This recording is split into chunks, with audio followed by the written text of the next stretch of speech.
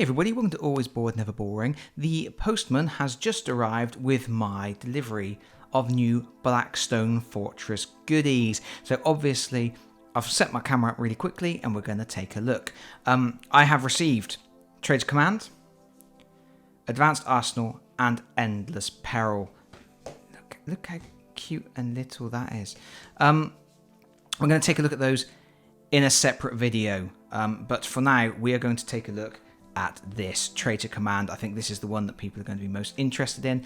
So this is what we're going to look at first. I have just removed the shrink wrap. That is all I have done. So we are going to look at this together. Here we go. For anybody who is interested, Traitor Command is exactly the same box size as the dreaded Amble and is roughly comparable in terms of components from the look of things. However, where the dreaded Amble was £35, this Traitor Command pack retails at £37.50, although I managed to pick it up with an online discount for £30 on the nose. £30 is an okay price. It's a little bit steep for an expansion of this size, but I want to expand the game, so it is what it is. And here we go. We have all of our booklets and things, and our tokens, and can you see that? Once again, Games Workshop put a plastic sprue of stuff with cardboard components directly sitting on top of the plastic frames. What do you think is going to happen, guys? You have dealt with this in other products.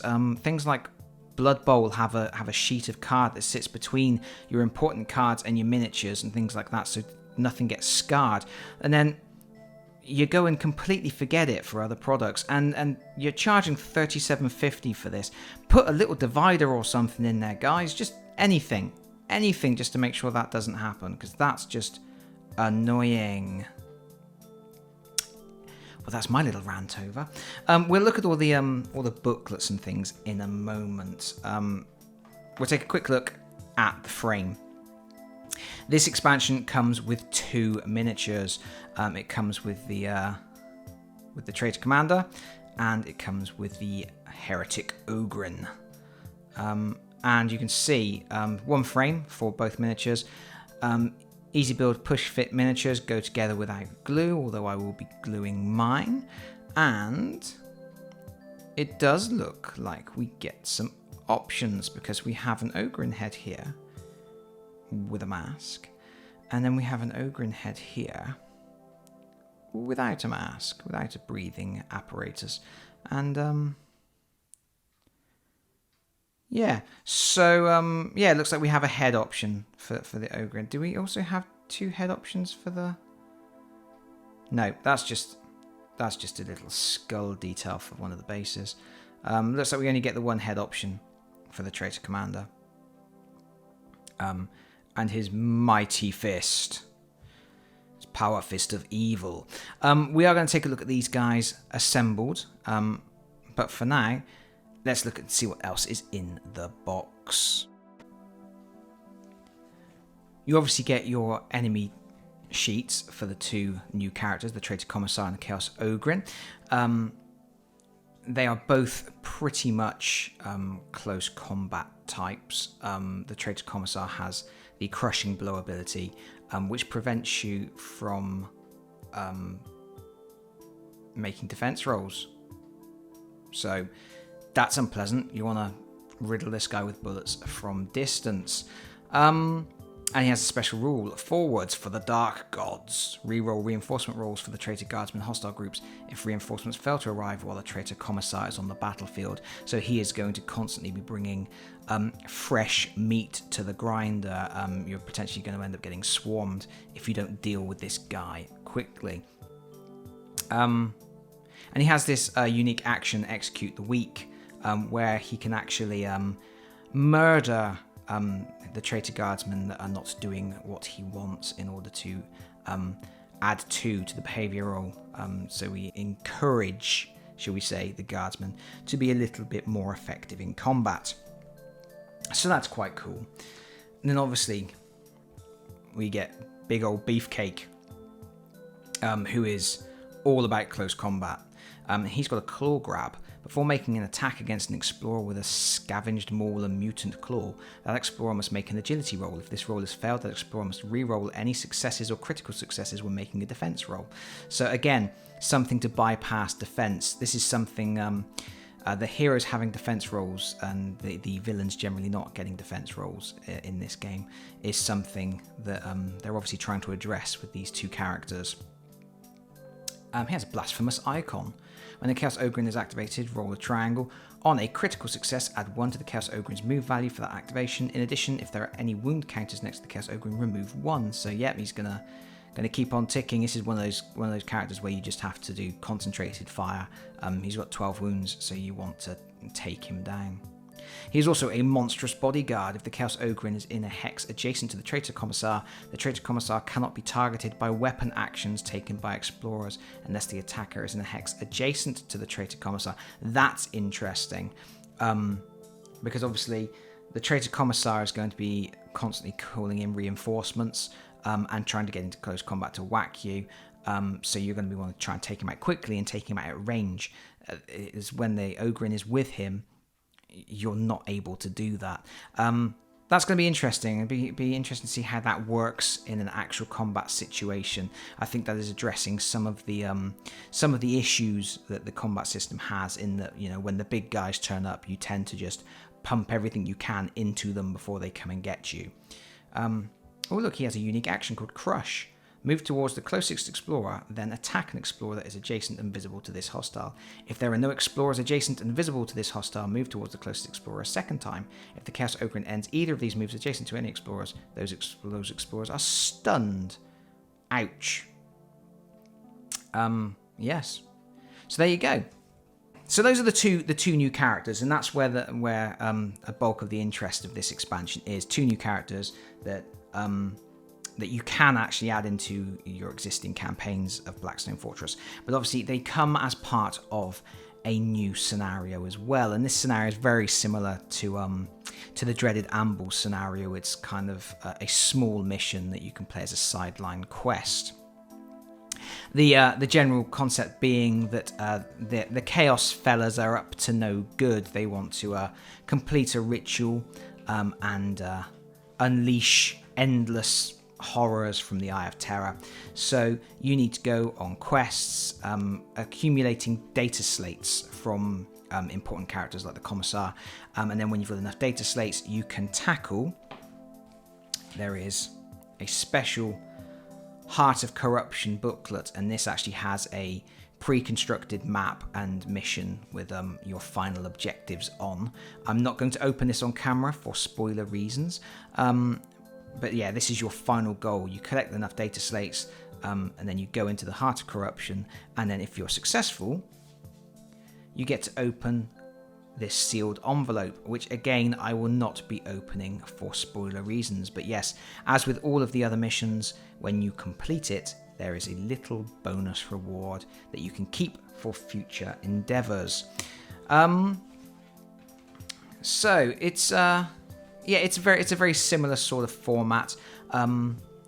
Looks like we have some special rules for how to introduce the Commissar and Ogre onto the battlefield, and special rules for acquiring data slates from them when you kill them.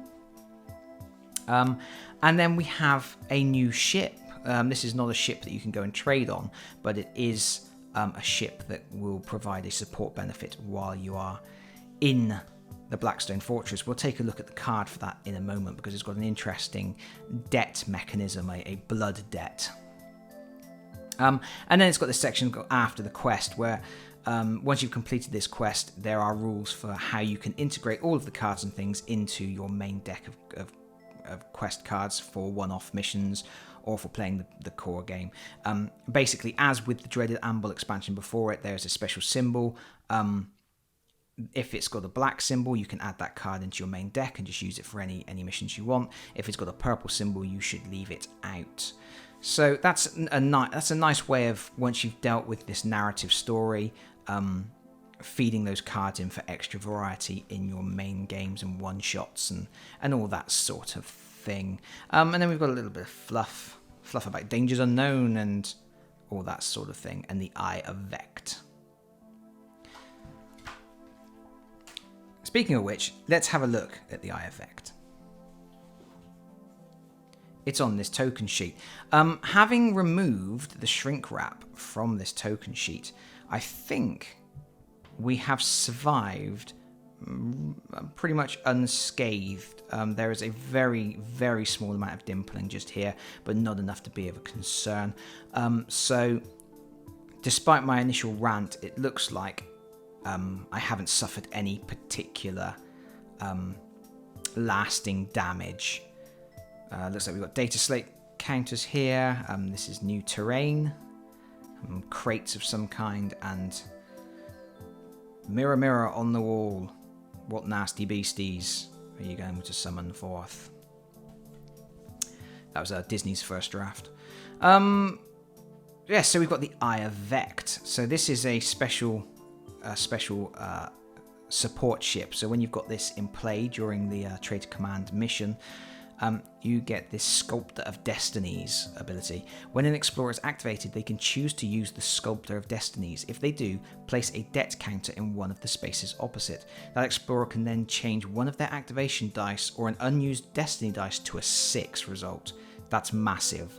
That's really, really good because obviously your 6 abilities are your most important ones. They're the ones that you really need to be firing off as often as possible. And this is a nice way to get those actions when you absolutely positively need them. Once all 4 spaces have a debt counter, the support ability of the ship can no longer be used, so you are limited to 4 at a time.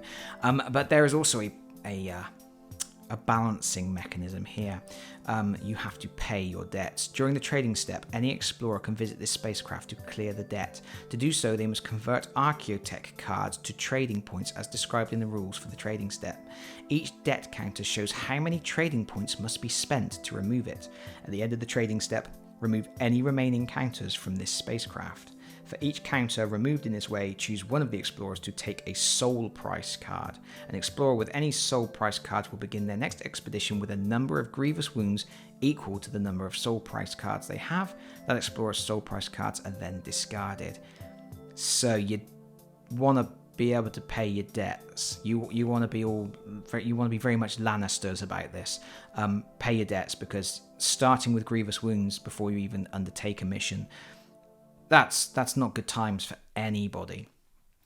But there we go. As always, nice, thick, quality cards, quality tokens, easily punched out. They punch out nicely. They're thick. They're well illustrated. It's what you would expect. Certainly what you would expect for the money. What else is in the box? There's not a lot else, really. We have 3 decks of cards. We have our encounter cards, we have our new exploration cards, and we have our new Archaeotech cards. Because as with the dreaded Amble expansion, you don't use exploration cards from the core set to complete this narrative mission. You only use the exploration and discovery cards from this expansion. And then, like I say, when you finish this expansion, some of these cards, if they have a black symbol like this, you can add into your regular deck of cards for standard one-off games and things like that.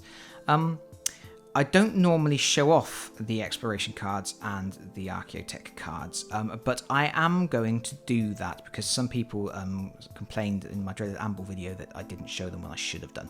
So what I'm going to do here is I'm going to open them and have a look. If you're not keen on seeing what the exploration and discovery cards are like, I will put a timestamp in the comments and so that you can skip ahead to the next bit. First of all, we have our discovery deck with the Archaeotech cards. All of these have the purple icon, which means you're not supposed to add these to your regular Archaeotech discovery deck. And it's your general Archaeotech type stuff. Nice, unique artwork on each one. The only wrinkle that this particular expansion is introducing in terms of Archaeotech is some of the items have 2 values, and they are more valuable if you trade them on specific ships. So this, the Vox Ciphers, you need to go to the Vanguard. The Wraithbone Trinket, you need to go to the Steed of Mathur. and so on. There's an ancient skinning blade, ancient grav plates, defiled text, and an observation skull. That's nice, isn't it? So yeah, that's pretty standard stuff with a minor new rule to it. Also tucked in with those were the soul price cards. These are the ones that you get allocated if you can't pay your debt on the new ship. And there is 5 of those. And then we have our new exploration deck. Looks like we have 6 combat cards and 6 challenge cards. Challenge cards are one of the things about this game that I find most interesting, but also at the moment the element which I don't feel lives quite up to its potential, because those challenge cards are a really good opportunity to introduce extra narrative and deal with aspects of the Blackstone Fortress that it would be difficult to represent in a board game. So it's a way of representing the vastness and the pure unusual weirdness of everything. And I think it has the potential to be a really interesting way to shine a light on the Blackstone Fortress and how it operates and what it can do. And up till now, the challenges have never really kind of done enough of that for me. But we will have a quick look and see what we've got going on here. The combat cards are your regular sort of combat cards. The only wrinkle in the rules here is that on these combat cards, some of the spaces have numbers and some don't. Basically, any space with a number, you have to use one of the encounter cards that come with the expansion. So if there's a 1, then it means you will always get a Traitor Commissar and a Chaos Ogrin. And then any that are question marks, you just use your regular encounters from the core set. From a limited pool, they tend to only have like the more chaos-oriented enemies for this expansion. But yeah, so the combat stuff's the combat stuff. Doesn't look like they've got anything too much going on there. And then we've got challenges. I don't want to go through all of these challenges because, like I said, there's 6 of them, and it's already turning into quite a long video, isn't it? So we've got Battlefield. This is the only one, by the looks of it, that has a purple symbol. So the other 5 challenges can go into your regular deck.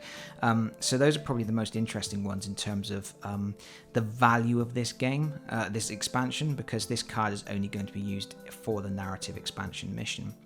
Battlefield. In leader order, each explorer can take a weapon action with a cost of 1+, as if they were attacking a hostile visible to them at a range of 2 hexes.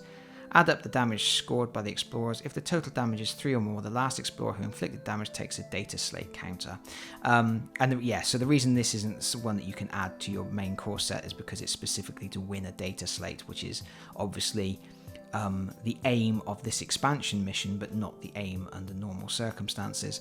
And again, I think that challenge card sums up why I don't think these cards are really living up to their potential. It's just not very interesting. All make an attack roll, and then if you score enough, you get a data slate. It's not interesting enough. I guess if you've played Kingdom Death Monster, a lot of those narrative events that can happen in Kingdom Death Monster really drill into this concept of events that expand the world and make it feel richer and more interesting. And these challenge cards just haven't really done that yet. There's definitely the potential for them to do it. I'm not saying I know how to do it exactly, but I think there is more to be done with the cards than has been done so far. Look, you find some abandoned crates. In leader order, each explorer can take a weapon action as if they were attacking a hostile visitor to them at range 1. The first explorer to score a critical success draws a discovery card. If none of the explorers score a critical success, their attempts to open the crates have met with failure and they leave them behind. So there's basically almost the same as that challenge, and not very interesting. A precarious passage. In leader order, each explorer makes an agility roll. Once all of the explorers have rolled, the leader rolls a destiny dice. On a 1, the explosives detonate. Any explorer who did not score a success or critical success on their agility roll suffers a grievous wound. On a 2 to 6, the explorers make a second round of agility rolls as described above, and then the leader rolls a destiny dice again. This challenge ends once the explosives detonate or once the destiny dice has been rolled 3 times, whichever occurs first. Yeah, and on it goes. A haywire field. Avoid detection.